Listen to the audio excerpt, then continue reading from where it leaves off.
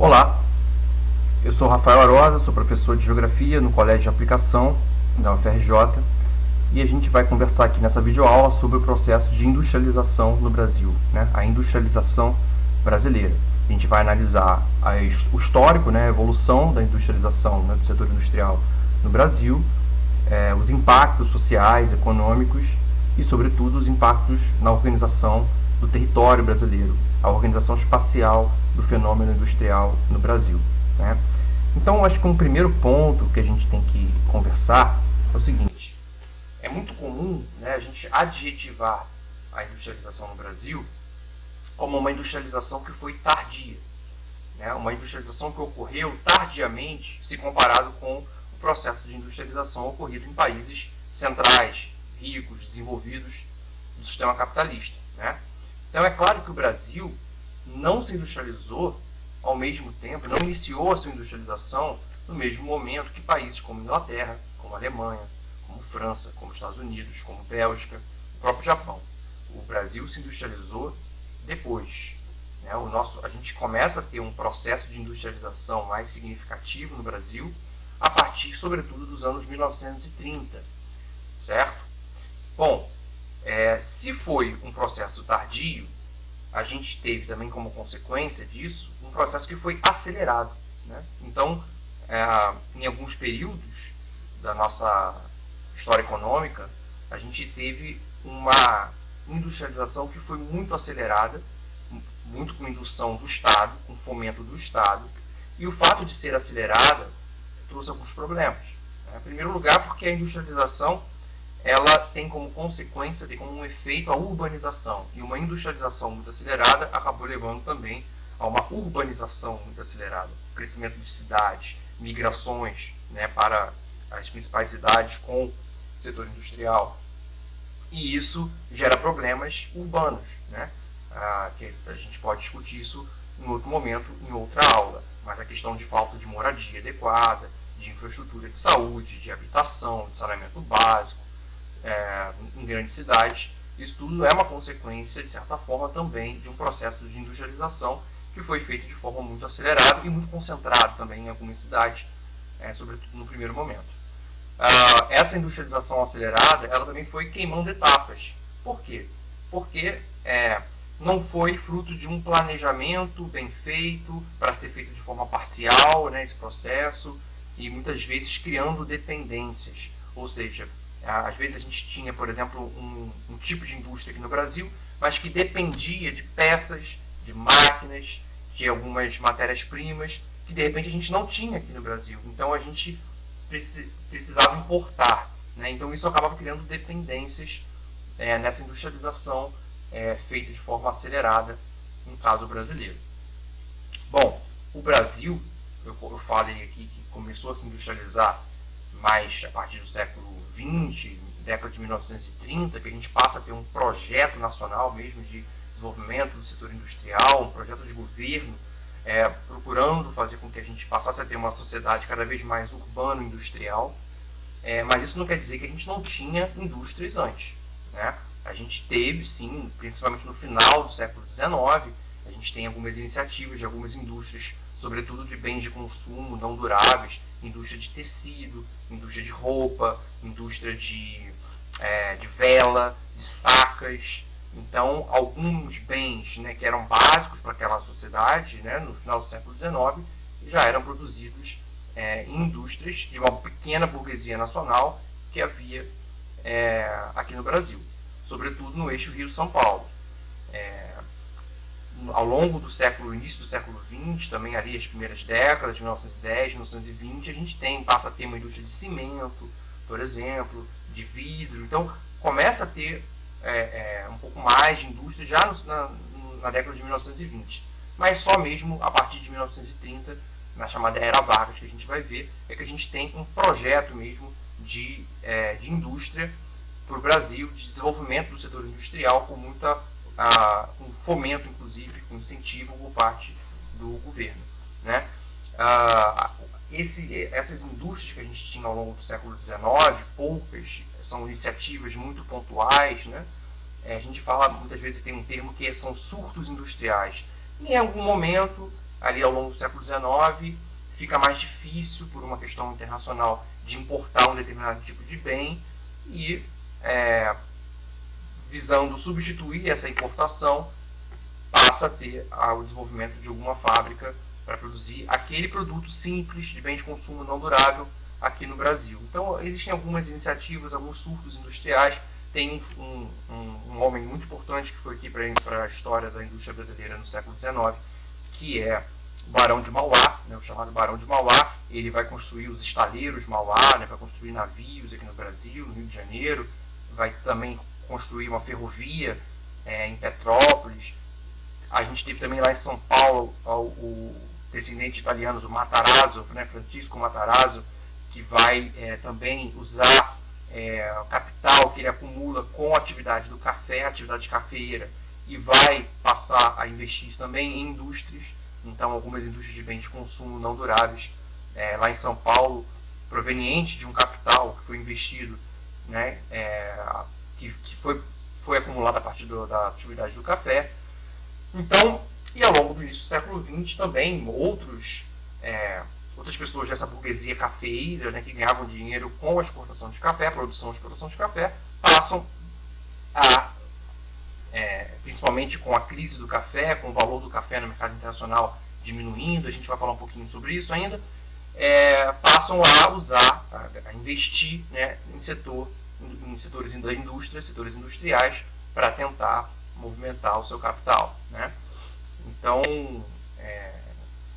a gente teve indústria antes de 1930, mas é a partir da chamada Era Vargas que a gente tem uma explosão mesmo assim do setor industrial no Brasil, né? Também, na verdade, não foi bem uma explosão, né? Foi um processo, mas um processo que se inicia de forma mais intensa nesse momento.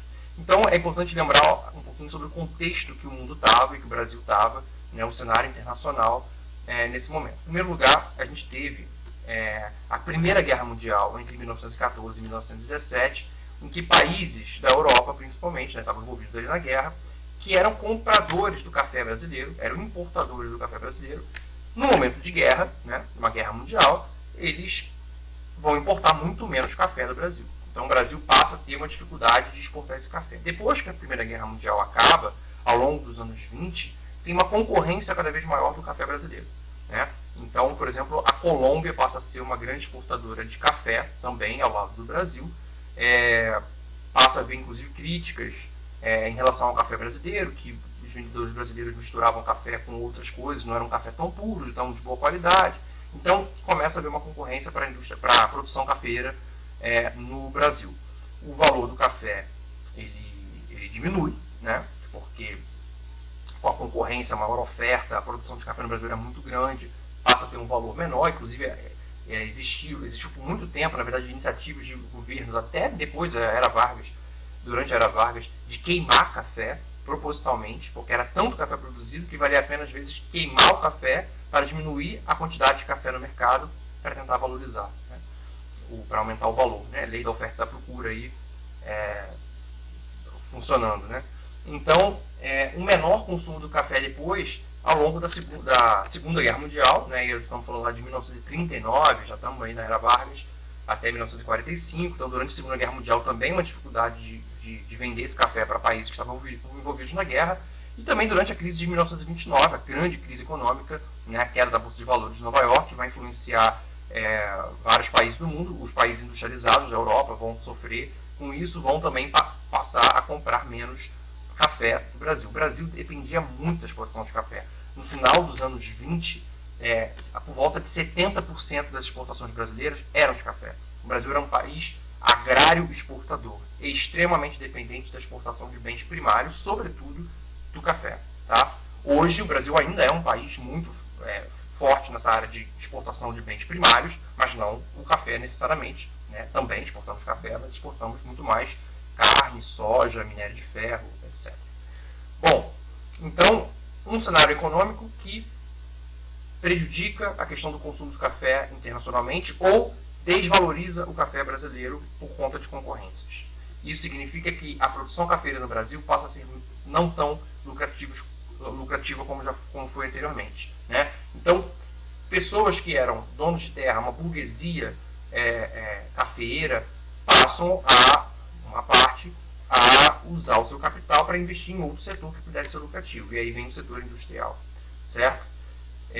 Então, o capital do café, da acumulação a partir da produção cafeeira, vai ser muito importante para o início de uma industrialização, para a constituição de uma inicial burguesia industrial nacional, certo? E se a produção de café era muito forte, por exemplo, em São Paulo, né, nesse momento, ali, final dos anos 20, uma produção de café era muito mais forte, até mais em São Paulo do que no Rio de Janeiro ou do que no Paraná, por exemplo, é justamente lá em São Paulo que vai ter esse capital excedente para investir no início de uma industrialização brasileira. Não é à toa que nesse início da industrialização brasileira, essa industrialização é muito concentrada em São Paulo, né? Bom, eixo Rio-São Paulo, basicamente.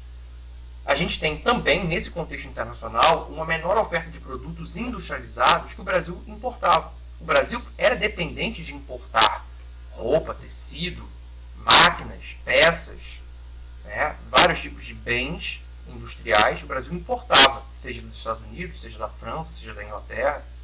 E, à medida que esses países estão, por exemplo, envolvidos em guerra, no caso da Primeira Guerra Mundial, lá atrás, depois Segunda Guerra Mundial, aí já na chamada Era Vargas, isso vai dificultar as importações, vai ter uma menor oferta desses bens industriais. Claro, até porque grande parte das fábricas desses países, durante as guerras, fizeram uma conversão industrial, em vez de produzir, sei lá, tecido para vender, roupa para vender, passaram a produzir, por exemplo, uniformes para soldados.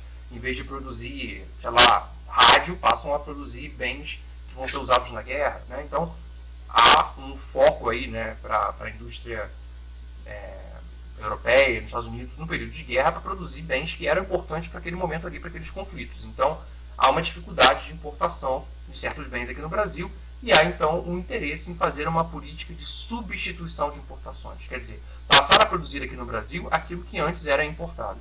Não ser tão dependente da importação de bens industriais que vinham lá de fora. Ter uma produção nacional.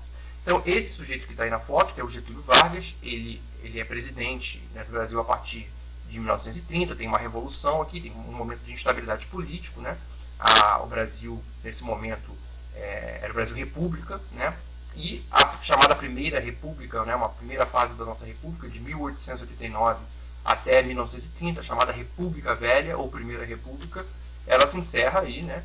E a gente tem, depois de muito tempo que a gente ficou tendo presidentes ou de São Paulo ou de Minas Gerais, a gente tem um presidente que é gaúcho, né, que representava aí uma oposição a um grupo que estava no poder há bastante tempo, e o Getúlio Vargas, o gaúcho Getúlio Vargas, ele assume com um grande apoio de setores da economia brasileira, da burguesia nacional, que viam que era momento para ter um projeto nacional de industrialização, né? Então a gente pode falar aí de uma transição de uma economia agrário-exportadora para uma economia urbano-industrial, agora industrializada e que, consequentemente, vai ter cada vez mais uma população vivendo em cidades, certo?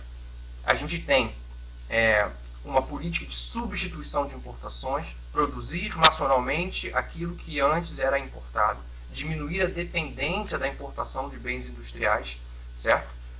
E a gente pode falar também já aí de um desenvolvimentismo. Não era um termo usado na época, mas um termo que vai ser usado posteriormente. Desenvolvimentismo, né? O Estado vai ser muito importante para fomentar um desenvolvimento do setor industrial. Desenvolvimentismo, certo? Bom, existem vários tipos de indústria. Existem as indústrias de bens de consumo, por exemplo, não duráveis. Eu já falei aqui alguns exemplos, né? O Brasil já tinha algumas indústrias de bens não duráveis. Claro que vai passar a ter muito mais depois. O Brasil vai passar a ter também com o tempo indústrias de bens duráveis, como por exemplo eletrodomésticos, como por exemplo produtos eletrônicos, como por exemplo automóveis. Mas existem também as chamadas indústrias de base. Indústrias que vão produzir bens que vão servir de base para outras indústrias. Por exemplo, as indústrias de bens de transformação vão pegar, por exemplo, uma matéria-prima bruta e vão beneficiar essa matéria-prima, vão refinar essa matéria-prima, não para produzir um produto acabado, um bem de consumo, mas para produzir um bem que vai servir para uma outra indústria. Por exemplo, Uma indústria petroquímica que pega o petróleo e vai transformar aquilo num óleo, num combustível, né? Por exemplo, uma indústria metalúrgica que vai pegar minérios e vai transformar numa liga metálica, alumínio, aço, por exemplo. Então, uma fábrica de vidro, né, que vai trabalhar a partir de minérios também para produzir o vidro, a partir de areia, por exemplo. Então, o Brasil, nesse momento, ele precisa fomentar uma indústria de base, para servir de base para outras indústrias, certo? Se a gente vai ter um projeto nacional de desenvolvimento de indústrias nacionais, a gente precisa ter indústria de base. Também tem as indústrias de bens de capital, é outro tipo de indústria de base. Bens de capital produz máquinas e peças. Então, motores, peças para máquinas, peças para motores. Então, além disso, a gente precisa, claro, de uma infraestrutura de energia para servir para um setor industrial, né? E até para o consumo de grande parte desses bens. Então, a indústria de base ela é necessária nesse momento, mas não tem condição do industrial, do burguês, né, da burguesia nacional, o empresário nacional, por mais que ele tenha capital para investir numa indústria, ele tem capital para investir numa indústria de têxtil, ele tem capital para investir numa indústria de vela, ele tem capital para investir numa indústria até de fazer uma máquina, mas dificilmente uma pessoa, uma família, um empresário teria condições de montar uma siderúrgica, uma indústria petroquímica. São empresas que precisam de muito capital, precisam ter uma garantia, né, que é muito difícil ter para a indústria de base, de que vai ter lucro, ou que vai demorar muito para ser lucrativa, por exemplo. Precisa ter muito espaço, um terreno enorme. Então, quem é que tem condições de oferecer isso, de investir numa indústria de base? É o Estado. O Estado é que tem condições de fazer um investimento desse porte, certo? Que tem condições de assumir esse risco. Então, é o Estado, nesse momento, na chamada Era Vargas, a partir de 1930, que vai criar fábricas como a Companhia Vale do Rio Doce, CVRD, que, na verdade, é uma empresa que vai extrair minério, certo? É o Estado que vai construir a Companhia Siderúrgica Nacional, muito importante, né, que foi por muito tempo a maior siderúrgica da América Latina. Então, uma companhia siderúrgica que vai, por exemplo, produzir aço a partir de minérios extraídos, sobretudo pela Companhia Vale do Rio Doce. A Companhia Siderúrgica Nacional fica em Volta Redonda, né? Na verdade, hoje é um complexo, mas fica basicamente em Volta Redonda. A Eletrobras, que é uma empresa brasileira de eletricidade. A Fábrica Nacional de Motores, é feita uma parceria entre o governo brasileiro com a empresa italiana Alfa Romeo para começar a produzir aqui no Brasil motores que vão ser usados inicialmente em aviões, mas depois em navios e em carros, em automóveis, em ônibus, caminhões. E uma indústria petroquímica como a Petrobras, que não só extrai o petróleo, mas também vai refinar esse petróleo, vai beneficiar esse petróleo. Então, uma indústria de base passa a ser criada no Brasil a partir da Era Vargas. E essa indústria de base nacional, ela tem um custo muito alto para construí-la, o Estado é necessário para fazer esse tipo de investimento. A Era Vargas também tem como marca a criação de leis trabalhistas para esses trabalhadores urbanos, para os trabalhadores que cada vez mais vão estar trabalhando em indústrias. Então, em 1934, Vargas está no poder aí, há 4 anos, né? Ele vai criar uma legislação, não só trabalhista, mas vai ter uma Constituição, né? Vai ter a Constituinte de 1934. Nessa Constituição de 1934 já tem algumas leis trabalhistas, como jornada de trabalho definida, direito a férias, mas depois, em 1943, então a gente está falando aí um pouquinho depois, né? Nesse momento, em 1943, a gente está sob uma ditadura varguista, né, de Vargas, que é o chamado Estado Novo, de 37 até 45. Em 1943 tem a chamada Consolidação das Leis Trabalhistas, a CLT. O que é isso? Uma série de leis trabalhistas que já existiam, elas são ampliadas e elas vão ficar juntas, aglutinadas, né, na chamada CLT.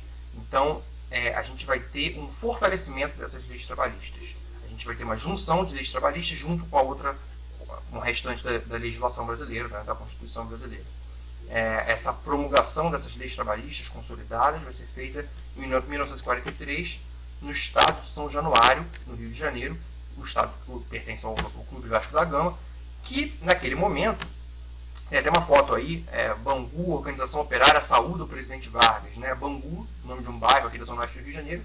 Bangu era uma fábrica, né? Uma fábrica que na verdade foi construída com capital da Inglaterra, de tecidos, né? Uma fábrica têxtil, fábrica Bangu, e aí você tem os trabalhadores saudando, né, o Getúlio Vargas. Então, por que em São Januário? Porque São Januário foi um estádio construído num bairro operário, né? O bairro ali perto de Benfica, né, São Cristóvão, um bairro que tinha uma concentração de fábricas ali, né, de operários, de vilas operárias, e foi um estádio construído muito com trabalho mesmo, né, na construção, na obra de operários, né, de operários que moravam naquele entorno e que foram muito importantes na construção, na criação do Clube do Vasco da Gama, inclusive. O Vasco era um clube mais popular, era um clube da Zona Norte do Rio de Janeiro, não da Zona Sul como os outros 3 principais clubes do Rio de Janeiro, e o São Januário era uma marca muito grande do trabalhador, né, do Brasil, do Rio de Janeiro sobretudo. Então, essas leis trabalhistas de Vargas, elas vão ser muito importantes para dar um certo apoio popular para o Vargas, né? Sobretudo dos trabalhadores urbanos, porque os trabalhadores do campo, que trabalhavam na parte agrária, não tinham direito a essas leis trabalhistas. Essas leis não se estendiam para esses trabalhadores do campo. Então, de certa forma, Vargas conseguia, com isso, sem estender as leis trabalhistas para o trabalhador do campo, continuar com o apoio das oligarquias agrárias, né, dos donos de terra que tinham seu lucro a partir da exploração da mão de obra do campo e da produção, obviamente, de bens primários, né? Mas ele ganha o apoio das camadas populares das cidades, isso vai ser muito importante. Tem muitos historiadores que vão afirmar que Vargas se inspira também em medidas adotadas pelo ditador fascista italiano Mussolini, que na Carta do Trabalho, né, que é uma carta de, se eu não me engano, de 1927, então, onde ele estabelece uma série de direitos trabalhistas para os trabalhadores urbanos, mas com o intuito de ter o apoio desses trabalhadores e de impedir que esses trabalhadores aderissem a movimentos comunistas, a movimentos revolucionários de esquerda, né? Para ter o apoio, ter os trabalhadores na mão, né? Muitos historiadores defendem que Vargas se inspirou na Carta do Trabalho do Mussolini.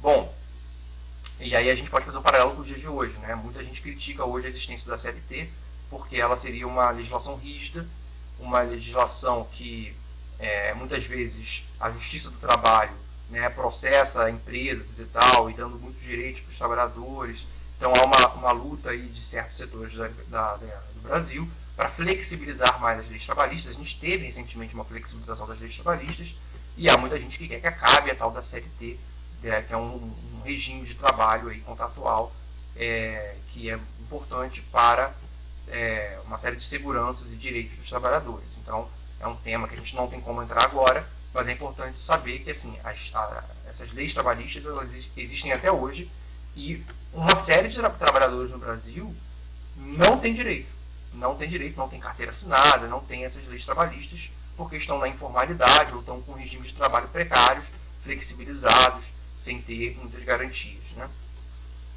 Bom, a gente tem Getúlio Vargas, ele na verdade vai ter um fim trágico, vai se suicidar em 1954, mas a gente vai ter um outro governo muito importante em 1956 até 1961, na verdade, porque ele vai ficar até o início de 1961, não 1960, que é o governo do Juscelino Kubitschek, né, JK. O Juscelino Kubitschek, ele assume como presidente no Brasil com o chamado plano de metas. Né? Era um plano de 31 metas, tá? 31 metas. Vocês vão ver por que 31, eram 30, mas depois ele bota uma a mais. 31 metas para fazer o Brasil crescer 50 anos em 5. Ou seja, eram 5 anos de governo naquela época e ele queria fazer com que o Brasil crescesse o equivalente a 50 anos, o que se espera que um país cresça em 50 anos, que acontecesse em apenas 5. Então era um projeto imediatista, era um projeto também desenvolvimentista, o Estado tendo uma atuação importante para o crescimento econômico, para o desenvolvimento industrial e o mais rápido possível, de forma acelerada, certo? 50 anos em 5. Por que 31 metas? A 31ª meta era a construção de Brasília. Né? Ele coloca essa última meta, que é transferir a capital do Brasil do Rio de Janeiro para Brasília. Motivos para isso. Podemos colocar aqui um motivo, obviamente, é você tirar a capital, né, onde ficam os políticos, os ministérios e tal, de uma cidade como o Rio de Janeiro. Os prédios públicos, a maioria ficava ali na região do Catete, uma região bastante densa, urbanizada, de fácil acesso para as pessoas, para os trabalhadores, tirar a pressão ali da popular, né, de perto, né, porque claro que qualquer manifestação podia ser feita em frente aonde ficava o presidente, os ministros, etc. Então você tirar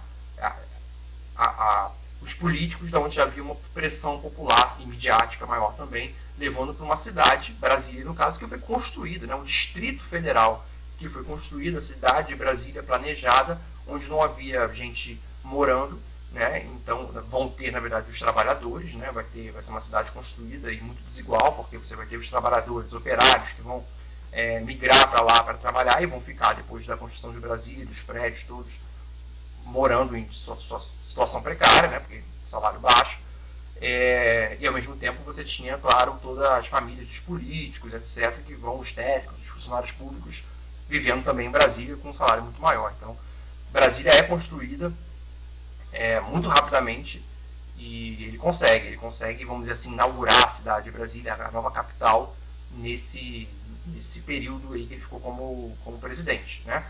E as outras 30 metas, elas, se a gente for resumir assim, a ideia do plano de metas era: o governo investir em setores estratégicos de infraestrutura, por exemplo, transporte, rodovias, né, telecomunicações, expandir a telefonia, por exemplo, e energia. Então, dotar o Estado, dotar de infraestrutura o território brasileiro, cada vez mais indo para o interior. E aí aqui vamos complementar a questão que está falando de Brasília, que tinha um outro motivo para levar a capital para Brasília, mas é você interiorizar a infraestrutura, né? Levar para o interior do Brasil. No caso ali, Brasília está no centro-oeste, o Distrito Federal está no centro-oeste, no centro geográfico do Brasil. Então você interiorizar a população, pessoas tiveram que migrar, né, para aquela região. Então empresas tiveram que ir para lá, obras públicas foram feitas lá. Então você interiorizar a economia, a população, a infraestrutura, certo? Então havia essa preocupação também do governo, certo? Então dotar o território brasileiro cada vez mais, né, expandir essa infraestrutura, dotar dessa infraestrutura, para com isso atrair empresas, sobretudo empresas estrangeiras, atrair o capital estrangeiro. É um momento, né, 1956, 1960, é um período de ouro do capitalismo mundial, do capitalismo no regime chamado de fordista e keynesiano, né? Onde o modelo fordista produz em massa, vende em massa, há um otimismo, as economias centrais crescendo, os Estados Unidos, o Japão já recuperando-se da Segunda Guerra Mundial, a Europa Ocidental se recuperando rapidamente da Segunda Guerra Mundial. Então, há um excedente de capital nesses países e uma intenção de reproduzir esse capital investindo em outros países, em outros mercados. Então, a estratégia do governo nesse momento é investir em infraestrutura e, com isso, atrair capital estrangeiro para atuar aqui no Brasil, num território que vai estar dotado dessa infraestrutura e que tem uma mão de obra abundante, um mercado consumidor também muito abundante, certo? Com isso, ele consegue, o JK, ele fecha o que é chamado de modelo de tripé econômico. O que é isso? Parece difícil, mas não é fácil. Olha só. Vamos começar pela setinha que está no meio aí. Capital privado nacional. O que é o capital privado nacional? É o dinheiro para investir em indústrias, no caso, de pessoas que são empresários, né, investidores, a burguesia nacional. Então, eu, empresário, dono de terras, lucrei com café e eu tenho dinheiro aqui guardado que eu posso investir em outro setor. Eu posso abrir uma indústria, por exemplo, investir numa indústria têxtil, uma indústria de chapéu, uma indústria de vela. Isso já acontecia desde o século XIX, a gente já falou sobre isso. Então já havia um capital privado nacional com condição de investir em bens de consumo não duráveis, que geralmente são indústrias que não precisam tanto capital, tanto terreno, tanto espaço para você investir. Bom, capital estatal, o dinheiro do Estado, né? O investimento estatal através das empresas estatais, empresas públicas, esse capital era importante para a indústria de base. Por exemplo, as indústrias de bens de produção, mas também de bens de capital. São as indústrias de base, que a gente já conversou, né? Que vão servir de base para outras indústrias, e é necessário que o Estado fomente e ajude nesse momento, porque são empresas que o capital necessário para investir é muito alto e com retorno de muito longo prazo. Então, o capital estatal vai ser fundamental para investir. Então, a gente já tem aí 2 pés para a economia, para a industrialização brasileira. O que vai fechar o terceiro pé, para fechar o tripé da economia, da industrialização brasileira, é o quê? É atrair capital internacional, de empresas internacionais, de investidores internacionais, atrair para aqui para o Brasil, e essas empresas iriam fomentar a indústria de bens de consumo duráveis. Já tinha, nesse modelo fordista, né, lá fora, nos Estados Unidos, na Alemanha, na França, na Inglaterra, na Holanda, já existiam, claro, indústrias de bens de consumo duráveis, né, vendendo em massa, produzindo em massa, sendo lucrativas. Pensa aí na indústria de automóvel. Pensa aí na indústria de televisores, de rádio. Né? Os eletrodomésticos passam a ser produzidos nesse momento. Vai ter desenvolvimento da geladeira, por aí vai, fogão elétrico. Então, há toda uma diversidade maior de bens de consumo que são bens de consumo duráveis. E essas empresas que têm esse conhecimento, que têm essas tecnologias, que têm esse know-how, né, que sabem fazer, sabem construir, elas vão ser atraídas para cá para o Brasil. Aqui a gente já tem infraestrutura, a gente já tem uma indústria de base, a gente tem energia elétrica, a gente tem mão de obra, a gente tem mercado consumidor. Então, esse capital privado internacional vai ser importante para fechar esse tripé econômico da industrialização brasileira. Então, vai ter um certo rompimento com o nacionalismo de Vargas. Vargas privilegiava o quê? A produção nacional por empresas brasileiras, por empresas nacionais, para substituir as importações, não precisarmos mais importar. Bom, a substituição de importações ela continua acontecendo, porque a gente não vai... o JK ele não está fomentando a importação, ele quer que as empresas estrangeiras venham para o Brasil, para produzir aqui. É diferente de importar.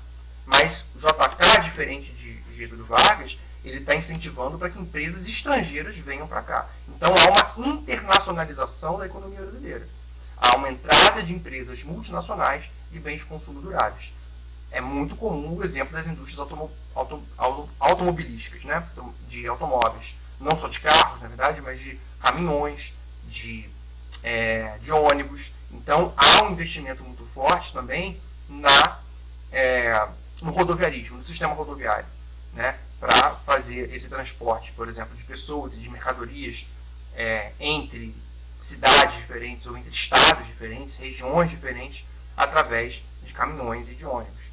Então, Ford, uma indústria dos Estados Unidos, é atraída e faz fábrica aqui. A General Motors, né, que a gente passa a chamar aqui depois de um certo tempo de Chevrolet, também a Mercedes-Benz, a Volkswagen, a Fiat. A Mercedes-Benz, no caso, não para fazer carro de luxo, mas para fazer ônibus e caminhões, por exemplo. Né?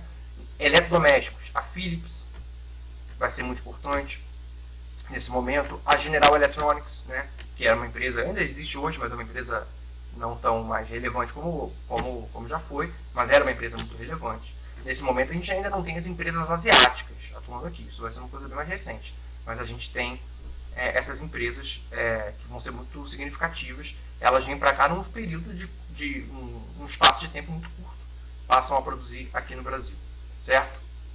Bom, então, consequências aí, a gente tem nesse período curto do JK, mas muito importante, a gente vai ter um aumento do PIB brasileiro, né, o produto interno bruto, é claro, a gente vai ter uma produção industrial muito maior, tá? O número de carros que passou a ser produzido antes do governo JK e depois ele quadriplicou, né, o número de automóveis. Então, é claro que vai ter uma produção industrial muito maior e, portanto, um aumento do produto interno bruto. Uma maior diversidade de produtos, né, uma modernização da economia, uma maior diversidade desses produtos, uma geração de empregos, de mais empregos industriais, né, gerados. Agora, tem alguns aspectos que a gente tem que colocar que não são tão bons, né? Alguns inevitáveis, outros talvez não, mas a gente tem uma dependência tecnológica, claro, porque a gente está o governo atraiu para cá empresas que são estrangeiros, isso não é bom, mas por outro lado vai fazer o quê? Né? Eram essas empresas estrangeiras que tinham conhecimento de como produzir, e também foi importante elas atuarem aqui no Brasil, até para outras empresas brasileiras verem e aprenderem também. Um aumento da dívida externa, por quê? Porque o governo JK ele começa a pegar dinheiro emprestado, né, como por exemplo o Fundo Monetário Internacional, o FMI, para, com esse dinheiro emprestado, investir na infraestrutura, que vai atrair as empresas para cá. Então, para investir em energia, em rodovias e tal, você tem o governo contrai dívidas. Uma concentração de renda grande, porque o sistema capitalista tem como característica, né, essa desigualdade de renda, e não há, nesse momento, políticas muito significativas para diminuir essa desigualdade de renda. O foco está mais em crescimento da economia mesmo. A construção de Brasília, eu botei aí com a mãozinha para baixo, na verdade, não é que tenha só aspectos negativos, mas foi muito cara a construção de Brasília, muito cara. Porque justamente um dos motivos para ter sido muito cara, não só a questão de corrupção, mas foi feito de forma muito acelerada. Então, por exemplo, para conseguir terminar no prazo que o Getúlio Vargas, que o Juscelino Kubitschek, queria, vigas de metal, isso é muito conhecido, que vigas de aço foram transportadas de avião do Rio de Janeiro para Brasília de avião. Imagina o custo disso. Então, tem aspectos muito negativos. E fora que Brasília é uma cidade que ela foi construída para ser desigual, porque você tem ali, na verdade, as periferias, né, de Brasília, do Distrito Federal, onde viviam e vivem até hoje populações que eram mais marginalizadas, que tinham uma situação de maior vulnerabilidade, uma renda mais baixa, enquanto que na área, os bairros mais de classe alta, você tinha ali a nata da política brasileira, etc. Né? Bom, uma concentração industrial no Sudeste, as indústrias que são atraídas para cá, elas ficam concentradas no eixo Rio-São Paulo. Vamos lembrar que aqui no eixo Rio-São Paulo a gente já tinha um histórico maior de industrialização, a gente já tinha um mercado consumidor maior, uma mão de obra mais qualificada, enfim, então essa concentração ela não é criada pelo JK, mas ela se intensifica, se acentua nesse momento. E o modelo rodoviarista, que sem dúvida é um modelo que, por um lado, ele incentivou, né, a escolha do modelo rodoviarista, a construção de rodovias, ele acabou incentivando as empresas automobilísticas a virem para o Brasil, e isso movimentou a economia, isso gerou a atração de indústrias também de peças, indústrias correlatas à indústria automobilística, a geração de emprego. Por outro lado, a gente hoje é extremamente dependente desse modelo rodoviarista até hoje. A gente não tem, num país com as dimensões do Brasil, um país enorme, o modelo ferroviário ele era mais indicado. Porque no longo prazo, as ferrovias elas são mais lucrativas. Né? Você tem um custo menor de manutenção, você tem um custo menor de combustível, as ferrovias, você tem menos acidentes, você tem até menos poluição. Então, infelizmente, lá atrás se pensou no curto prazo. No curto prazo, o modelo rodoviarista ele atendia mais aos interesses do plano de metas, de fazer o país crescer rapidamente, 50 anos em 5, como era o lema. Né? Então, ficava pronto, a rodovia ficava mais pronta do que uma ferrovia. Então, isso é um aspecto negativo se a gente for pensar no longo prazo. Né? O rodoviarismo como o modal de transporte que foi privilegiado no Brasil no lugar do ferroviarismo, né? Como é no caso da Europa. Bom, ditadura militar. A gente passa a ter, em 1964, um regime militar, uma ditadura militar. A princípio, os militares eles assumem fazer um golpe. Né? Enfim, a gente não vai entrar aqui nos detalhes como é que foi esse golpe, por que teve esse golpe, mas a ideia inicial dos militares não era ficar no poder talvez tanto tempo, isso muita gente fala, muitos historiadores falam, mesmo condenando o golpe, a gente tem que condenar, mas porque é um golpe na democracia brasileira, mas acabou durando 21 anos nessa ditadura militar. Então o período militar foi muito longo, mais longo até do que inicialmente os militares pretendiam. E nesse período, então, a gente vai dividir, como é um período muito longo, em alguns pedaços. Acho que um primeiro momento que é muito importante a gente falar é o chamado milagre econômico. Milagre econômico, o que é isso? Foi um período entre 1968 e 73, então com 6 anos, né? 68, 69, 70, 71, 72 e 73. 6 anos de crescimento econômico muito grande. Um crescimento do produto interno bruto, do PIB brasileiro. Nesse momento, havia um clima, apesar de uma ditadura militar e da censura e da perseguição a opositores ao regime, apesar disso, havia um certo otimismo do ponto de vista da economia, para a classe média, sobretudo, e para a classe alta. Porque a economia estava crescendo, porque tinha geração de emprego, né? Então havia aí um certo clima de otimismo, e também, como é comum nos regimes militares, né, nesse período, os regimes militares mais à direita, mais nacionalistas, né, com essa coisa do patriotismo, do nacionalismo. Patriotismo não é a mesma coisa que nacionalismo, mas, enfim, tinha os dois, né? E esse crescimento econômico muito forte do milagre econômico, ele seguiu a lógica do JK, tá? Do tripé econômico mesmo. O Estado investe nas indústrias de base, as indústrias que foram criadas pelo Vargas lá atrás continuam sendo estatais, continuam tendo investimento do governo. É um modelo ainda desenvolvimentista, né, com o Estado promovendo esse desenvolvimento econômico, esse crescimento econômico, uma industrialização muito induzida pelo Estado, intervencionista mesmo,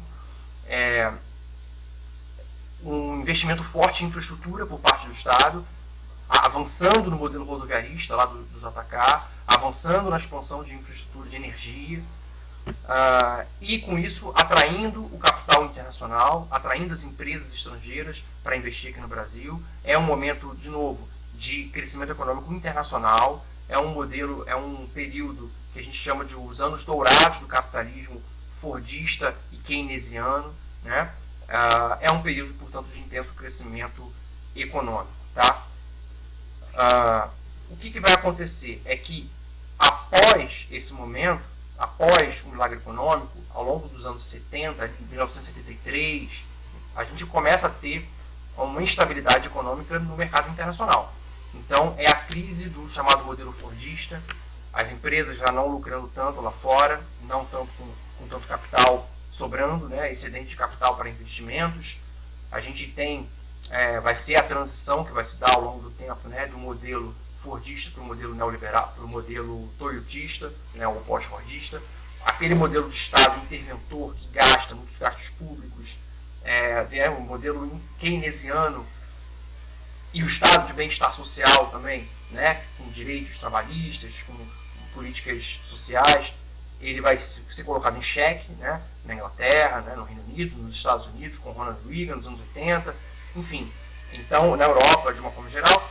Então, a gente vai ter também a transição do modelo keynesiano para o modelo neoliberal, né, um retorno ao liberalismo, um outro tipo de liberalismo, né.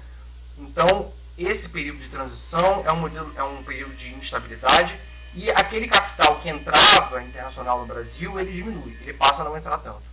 O dinheiro que o Brasil pegava emprestado lá fora, né, com o FMI, por exemplo, para investir, ele passa a ter um custo maior. Os juros aumentam. E, em vez do governo militar botar um pé no freio, ou ter um outro projeto de desenvolvimento, o governo ele faz a chamada marcha forçada, é o apelido que se dá para esse período, né? Que é o seguinte, é uma continuidade na mesma política econômica, continuar pegando dinheiro emprestado, mesmo os juros sendo mais altos, né? E isso vai fazer com que haja uma grande dívida externa, um aumento muito grande da dívida externa. Não foi o governo militar que criou a dívida externa, mas o governo militar ele aumenta muito essa dívida externa. A crise do petróleo também acontece nesse momento, em 1973, depois em 1979, a segunda crise do petróleo. Então, isso também tem um impacto nas empresas estrangeiras, isso tem impacto também na economia brasileira, né? Bom, então, o período chamado de marcha forçada, né, esse de 74 até 79, é um período que os gastos públicos continuam elevados, a dívida externa aumenta, mas a gente não tem um crescimento econômico como a gente teve antes durante o milagre econômico. Então a gente tem uma recessão econômica, certo? A gente tem, vamos acompanhar primeiro ali o segundo ponto, um aumento das desigualdades sociais. De uma forma geral, durante o período militar, a gente tem um aumento da industrialização brasileira, a gente tem um aumento do PIB brasileiro, de uma forma geral, né?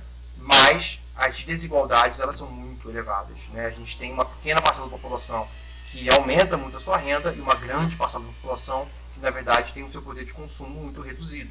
Então, as desigualdades sociais elas são aprofundadas E apesar de um crescimento econômico muito grande, a gente continua tendo muita miséria, muita fome no Brasil ao longo desse período. Não tem grandes políticas sociais relevantes, né, nesse momento.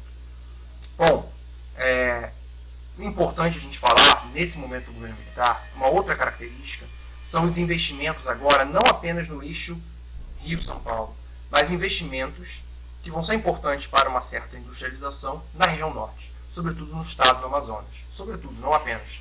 Amazonas e Pará. Né? Então a gente tem, por exemplo, a Sudan, que é um órgão público chamado Sudan, né, a sigla, que significa Superintendência de Desenvolvimento da Amazônia.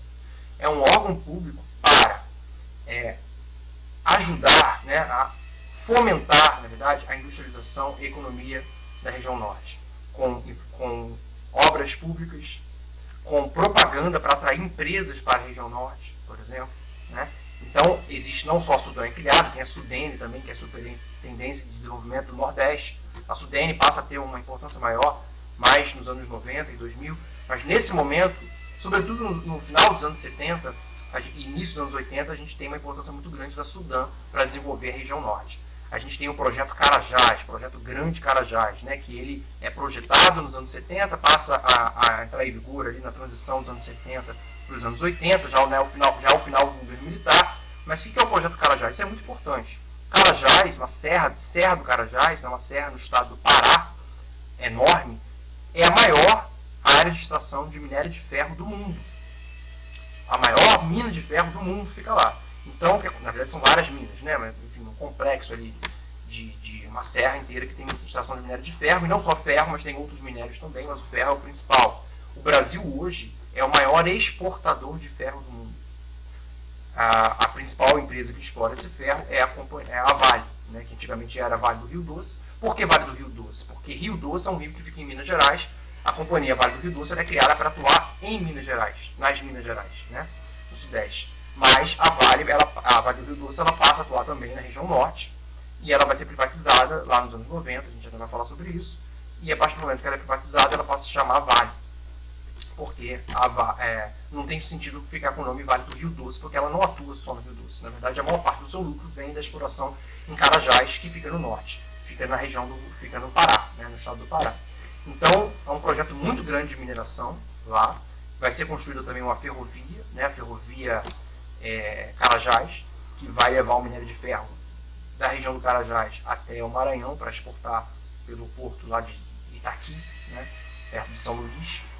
E tem a Zona Franca de Manaus. Que é a Zona Franca de Manaus? É um complexo industrial, uma área de produção industrial, que é uma zona franca, significa que tem menos impostos. Então, uma empresa que resolve investir lá, construir sua indústria lá em Manaus, na Zona Franca, no Polo Industrial de Manaus, o Polo Industrial da Zona Franca de Manaus, vai ter uma série de incentivos fiscais, menos impostos a serem pagos.